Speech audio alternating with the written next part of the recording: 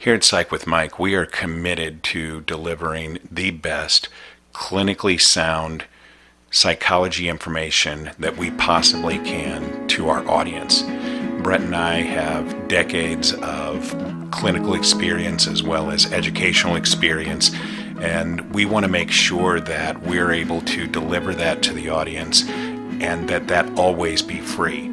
So after 2 years, to be able to take the show to the next level, we are going to open ourselves up to advertising. But before that can happen, we need everybody who hears this message to follow the link that is on the show notes on the podcast page or is on the show notes in the YouTube. Click on that link and fill out a survey that is literally 10 seconds long, so it won't take you more than 10 seconds. Do it right now. I'll wait.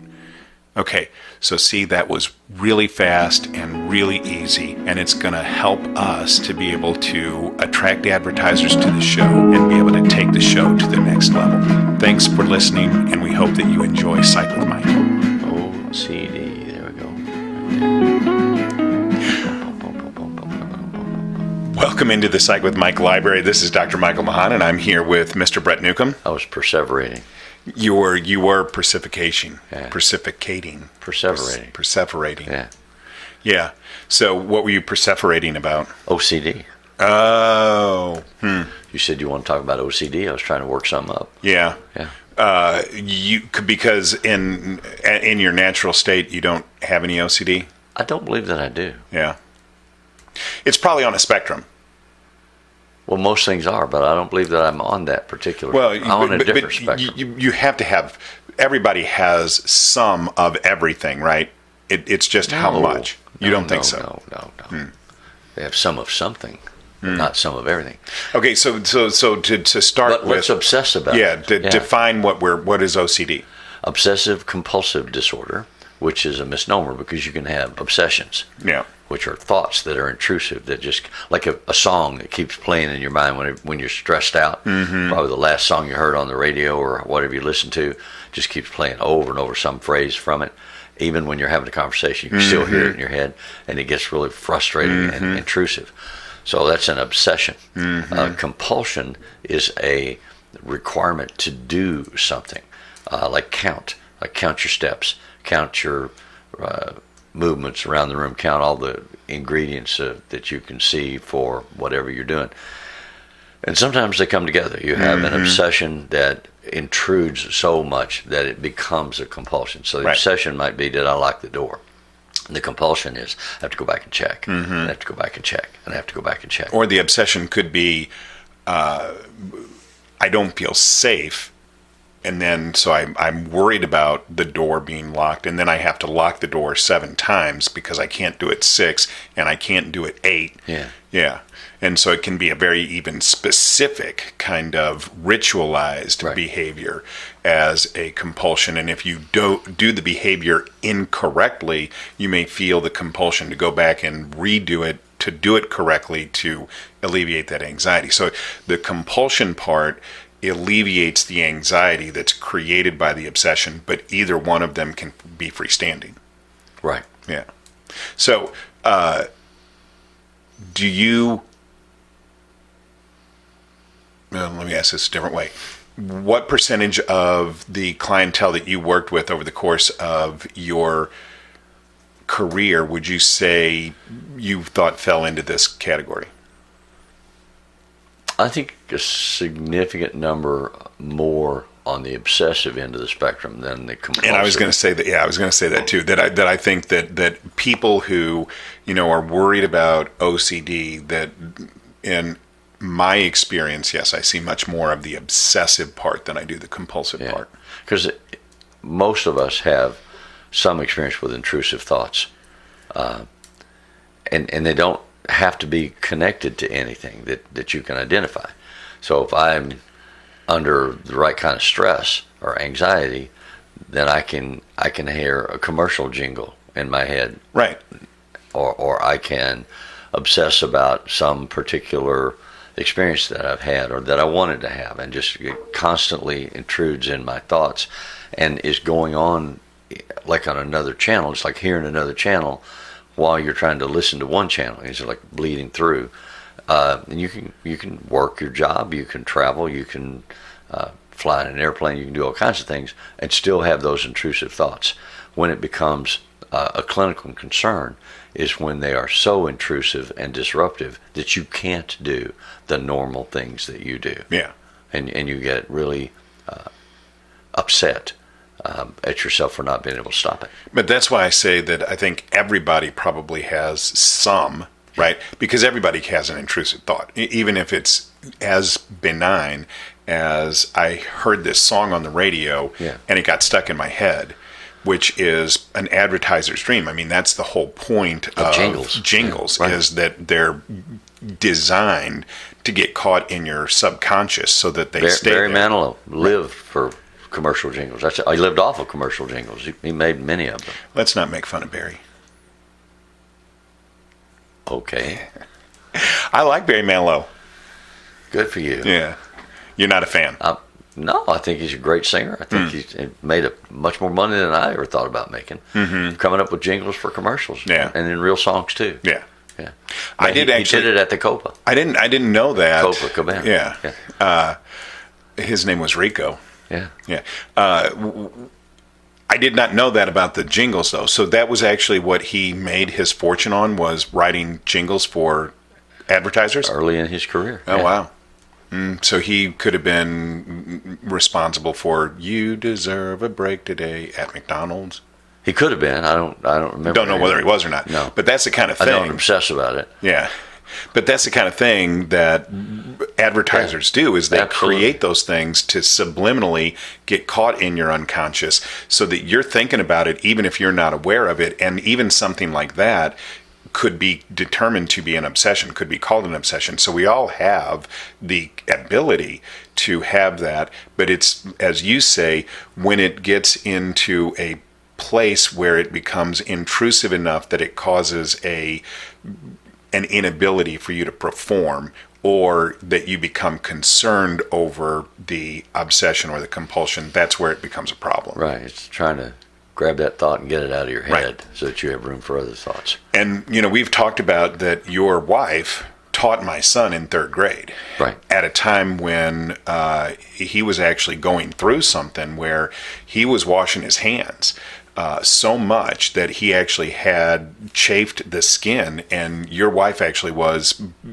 foundational in helping us treat him at that time to be able to get to a point where he didn't have to do that. That was on the compulsive end of the spectrum. Yeah. But he was really, really concerned with, I don't even know if it was so much, I know that he was really worried about, at that time, people getting into our house. Yeah. Like he wanted us to take really drastic measures to make sure that people couldn't get into our house. But along with that was this compulsion to wash his hands. And, it wasn't causing, it didn't cause us any problems in our life. I mean, he didn't have a problem with going to school or, functioning, but he would just wash his hands so much that it would chafe his skin and it would break out, become really red and get a rash. And we had to work with him on trying to help him to stop doing that. So what we did was that, we really, initially, we had to actually physically intervene in his engaging in the behavior. And so, we wouldn't let him go and wash his hands, or we would monitor when he was doing that. And if you prevented him from doing that, did he get hysterical? Did he cry? He didn't. No. I mean, obviously, if somebody is dealing with somebody who does get hysterical, then it's probably not worth it. But you don't begin there to make don't begin there. Yeah. But no, he didn't. I mean, he had enough tolerance that if we said, "Hey, you don't need to wash your hands," he wouldn't do it. But unconsciously, if we didn't give him the cue, he would go and just engage in the behavior. And that's why it was effective, is because we could limit that, and your wife would limit his ability to go. So redirect his behavior. Yeah, redirection. Yeah. Yeah. Mm-hmm. Yeah. That's a more clinical way of saying it. But yeah, I am a clinician. We would redirect it. Yeah. And so that's one way that you can make a primary intervention in a situation like this, is that you can try and redirect the energy into something else that doesn't feed the obsession or the compulsion. So then did you try to find other physical outlets that were redirective? No, I mean, we didn't have to. And you just changed the mental process. We just changed the input. And, it wasn't even that, I mean, he would go outside and play in the dirt. Right. So it wasn't that it wasn't that he was like, thought, oh, if I'm not clean, that, I'm going to get germs and I'm going to get sick and that's going to be bad.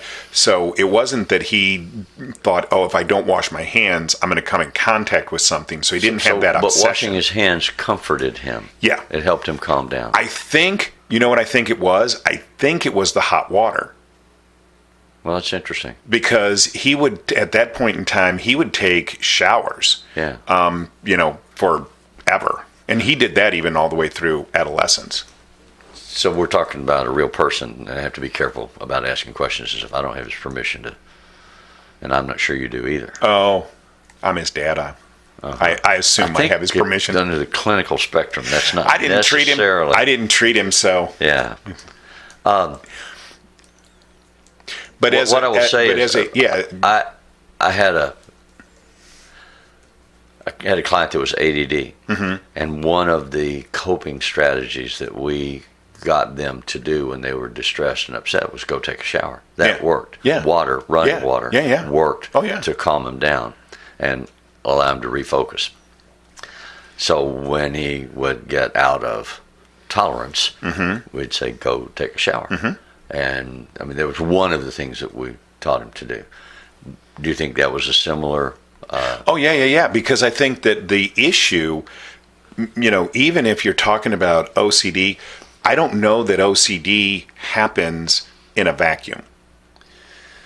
I think that there's something else that is comorbid. So comorbid means happens at the same time. Right. Comorbid with it. And, I think that generalized anxiety disorder, so anxiety disorder that doesn't necessarily have a trigger, is just kind of floating around and can get caught on things. And then a person can become very obsessed with those things. Yeah. Is a part of that. And I think it was for him. And so the water was soothing and helped soothe his body. No, I get that entirely. Yeah. My question then clinically becomes, do you need to know what the underlying premise or trigger is, or do you just need to find more acceptable, less damaging outlets for relief? What's the goal clinically? I think that is always the question, even in therapy. I tell people all the time, we can either find out why this happened to you in the first place, and we can do the deep dive and the real introspective search, or we can just find ways. Which may not help us. I mean, you may get to a place where you say, well, it's because my grandfather did this when I was 2 years old. To me, the more immediate question is always, what can we do fix the behavior to get you some relief? Now, some people need to do the deep dive. Yes, they need to understand to be able to feel okay about changing the behavior. Because what often happens is you switch from one unacceptable behavior to another behavior that becomes unacceptable. Exactly. So it's like switching an addiction. I quit drinking, so I started smoking. Right. Or I started gambling. So you really haven't gained any ground. You just changed, the suit of clothes that you wear. Right. So in those cases, you work to try to find ways to redirect, ways to bring relief. But if that's not sufficient for the person to feel better through and through, then you have to do the deeper dive and say, well, where's this coming from? Yeah. How do we understand Well, and so if it's generalized anxiety disorder, what in your life is causing all of this level of anxiety? Well, but if we're staying more with, let's stay with the OCD just for right now, and so the distraction or the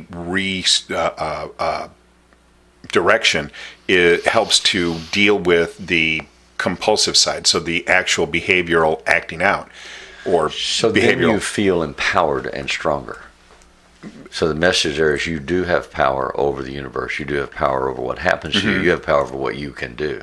Because part of the whole obsessive compulsive thing is I'm being controlled by this activity or this event that I can't stop. Yeah. And if you learn, you can redirect it, then you learn you can stop it. Well, so for my son, I think that he had a freestanding compulsion. All right. So the compulsion to go wash his hands satisfied an alleviation of anxiety that really wasn't structured. So he didn't have how the many times in obsession. a typical third grade classroom, let's say have a sink in the room, Yeah. is the kid going to be able to go wash his hands without the compliance, the cooperation of the teacher? Well, you can, and that's why your wife was so integral, because she was willing to work with us and help us to address that problem and to redirect him. But he had the compulsive side, but didn't really have a necessarily expressible obsessive So he comes side. up and says, "Ms. Newcomb, can I go wash my hands?" And she says, "Yes, as soon as you write 10 times your ABCs." Or she Or would you do say, these 3 math problems. Or, did you do anything to get yes, dirty? yes, you I mean, can I don't know what she did. At but- recess. Yeah, I don't know. Which is in 20 minutes. Look at the clock and tell me what time it is. Well, I think that was a big thing that she did. You should start. I mean, again, you put a bridge in between the compulsion and the activity. Exactly. To find a way to slow it. And so To slow it down, and that's exactly right. That's the essential component. You don't need to even challenge the compulsion. Right. Not directly. You just need to slow you don't it make down. them feel bad about it. Oh, there's something wrong with Exactly. you. You have to wash your hands. You say, absolutely, you can wash your hands. Right. But first, you need to do these 2 activities. Exactly. Or you need to wait until this time on the clock, and you see the clock. Because a lot of times, if you slow it down, the compulsion will go away, and then 15 minutes later, the person doesn't feel compulsive. But it may come back. Yeah, and then you find the overlap between the obsession and the compulsion. Now, So- if he's sitting at his desk obsessing about, I need to wash my hands, I need to wash my hands, I need to wash my hands, then he's not gaining any ground. If there is a free-floating compulsion, then it may go away and it may not come All back. by itself. If Yeah. it's obsessive, Right. if there's an obsession that is associated with it, it's almost always going to come back. And then you have to treat the obsession, and you treat the obsession through what's called exposure therapy. So challenging, Well, that's one method. that's one method. I remember, there's a phrase for something called a laser singulotomy, where they would identify specific structures in the brain that seemed to be the trigger for the obsession, I believe. And they would burn it with a laser and make it go away. Because it was something biological that was happening in the head. And I mean, it just literally popped into my head right now. I have no idea where I remember and I it have from. not heard of You've that, never heard of it. but I will look. I'm We'll going to look it up. It was a new highfalutin technique for really extremely rare cases, like counters who have to count their steps and have to start over because they lost count or they didn't get the count right. Yeah. And so you're trapped all day long in trying to get out of the room, but you can't get the step counted correctly. And so they're frozen. And it's not a redirection. It's not a change the subject. It's not let's talk about it. I mean, they're literally so focused on the need to count that they can't do anything else. Yeah. So, but that's a really, really extreme example. So exposure therapy, which is one of the techniques to treat obsessions, is the use of identification and challenges to try and redirect the energy of the obsessive thinking. So you identify what is the obsessive thought. So the obsessive thought could be, oh, I was exposed to germs. And then you challenge that. Well, what did you do? What did you really do that could have exposed you to germs? Did you play in dirt? Did you, what did you do that makes you think that you were exposed to germs? And if you may not have been exposed to germs, what would be some alternative things that you could tell yourself to alleviate your need to? So you're presenting this as if this is a rational process that you can just think about. Exposure therapy is. But if I have this intrusive thought, say it's a song that just pops into my head and I can't get myself to stop singing this song. For most people in my experience, that's not so debilitating that they still can't function. It just frustrates the hell out of them. No, if the obsession is then combined with a compulsion. So if the obsession is I've been exposed to dirt, now I must extreme. I'm saying that in our case, he just had a free-floating compulsion. So redirection worked for him, and it didn't come back.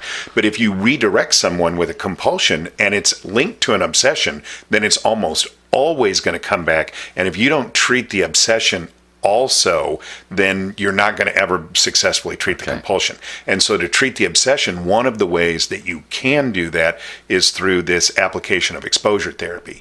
And so what we would be saying is that people identify that the obsession linked with the compulsion is invasive enough that they want to do something to try and... So, for example, I had a client who the invasive thoughts were that, if the house wasn't clean, that was horrible, that was terrible.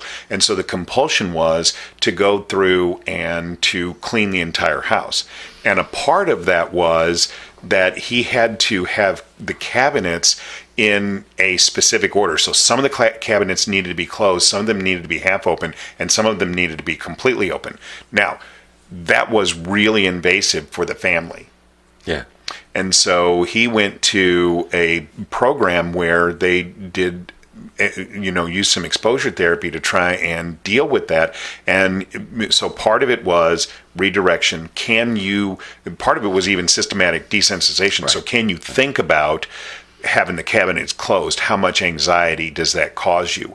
So why do the cabinets need to be open? Let's challenge that thought. So they did thought challenging as a part of the exposure therapy. And through the application of that process of identifying what the obsessive thoughts were, thought challenging, and redirection, he got a lot better, and he can now live completely functionally without having to have his cabinets open. So I really struggle, not in this example with this client, but I struggle with the whole why question thing in therapy.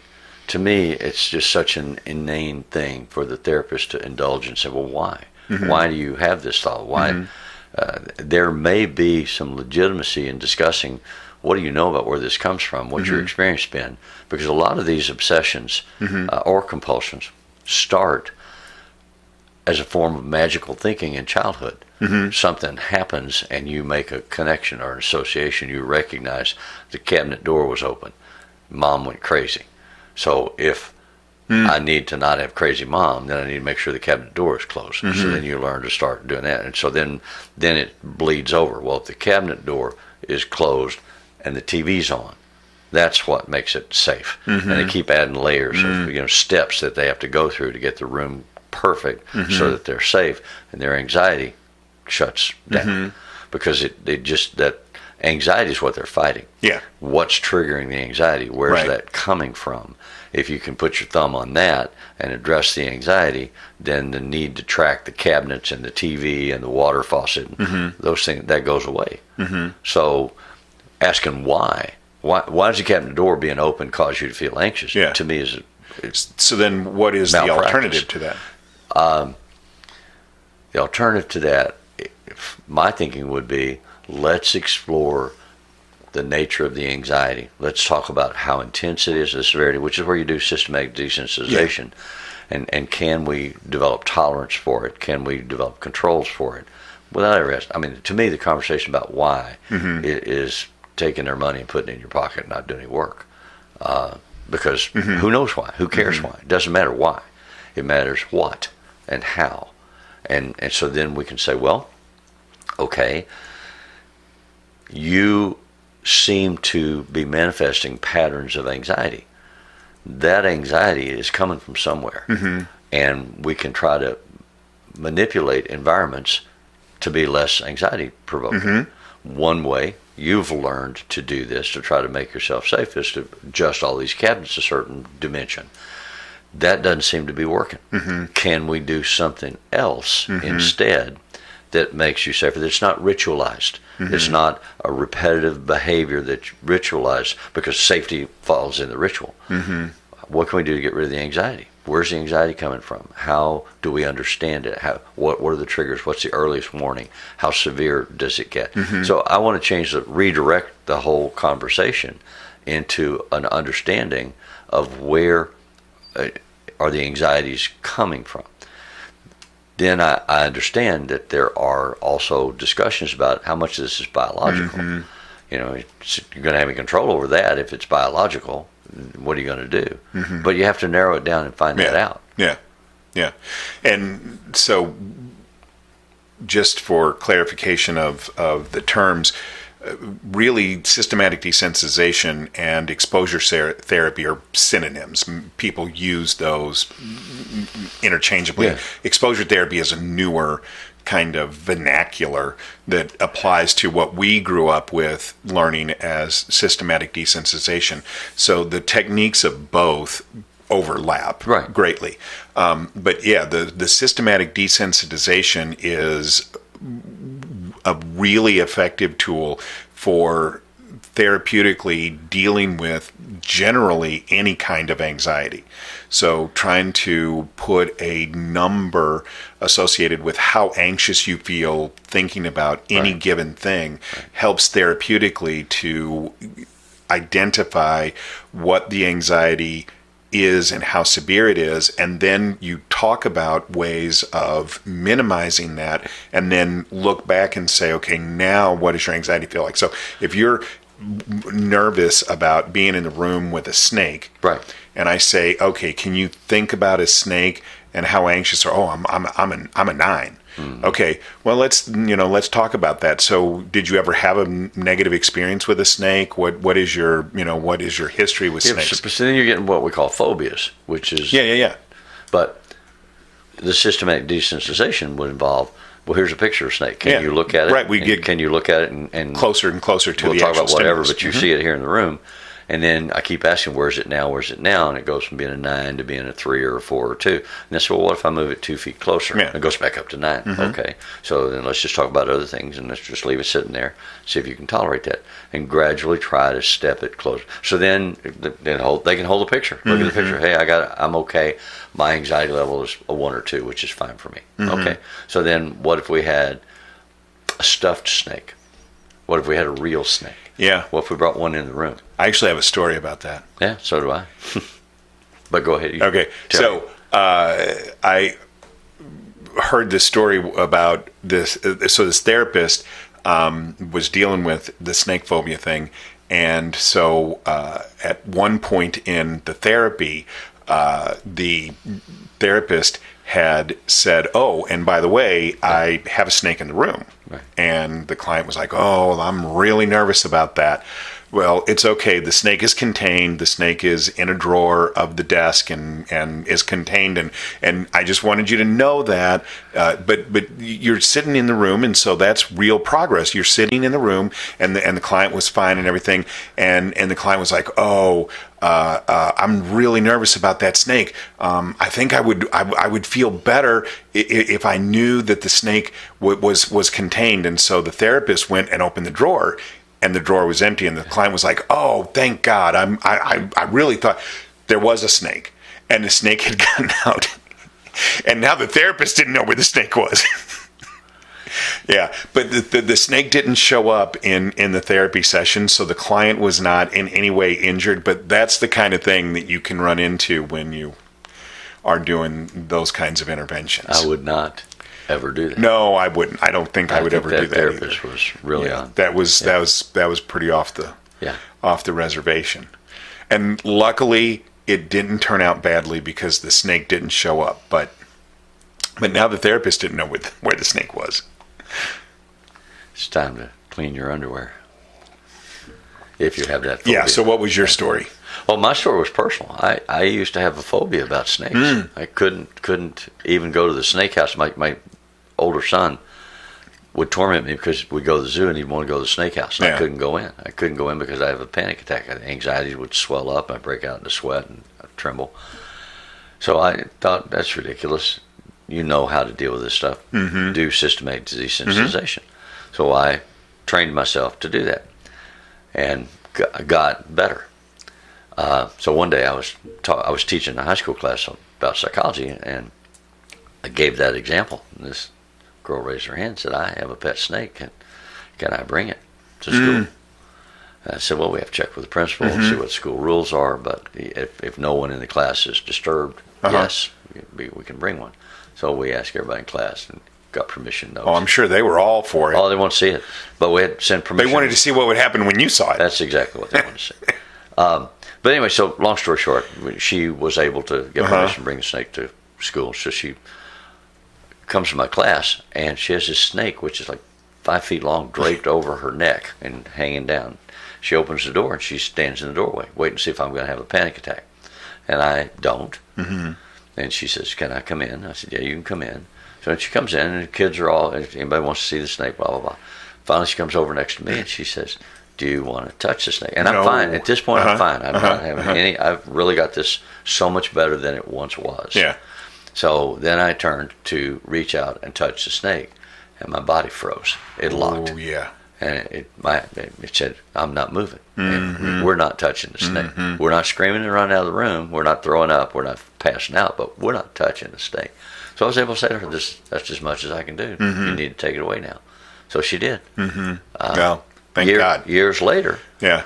time passes. We continue to try to work on it. My dog has a snake trapped in the backyard. Oh. And is barking at it and bouncing at it and stuff. And I was actually able to pick that snake up and throw it over the fence. Fantastic.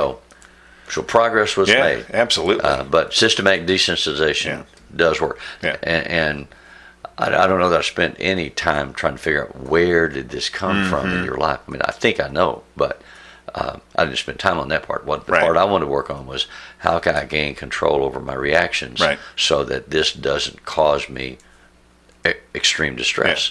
Yeah. And as always, our podcast is meant to be informational. It's not meant to be therapy. Yes, don't go out. If you have these issues, we strongly recommend that you seek professional help and don't try and cure your own phobias. But I asked my professional self, yes, can you help me with this? Understanding the problem can be part of the cure. Getting help is the better part. But getting help is also essential. Yeah. So hopefully that was helpful for people. As always, the music that appears in Psych with Mike is written and performed by Mr. Benjamin DeClue. We encourage everybody to go to Apple Podcasts and give us a rating and leave a comment. And as always, if it's Friday, it's Psych with Mike. I had a phobia about it.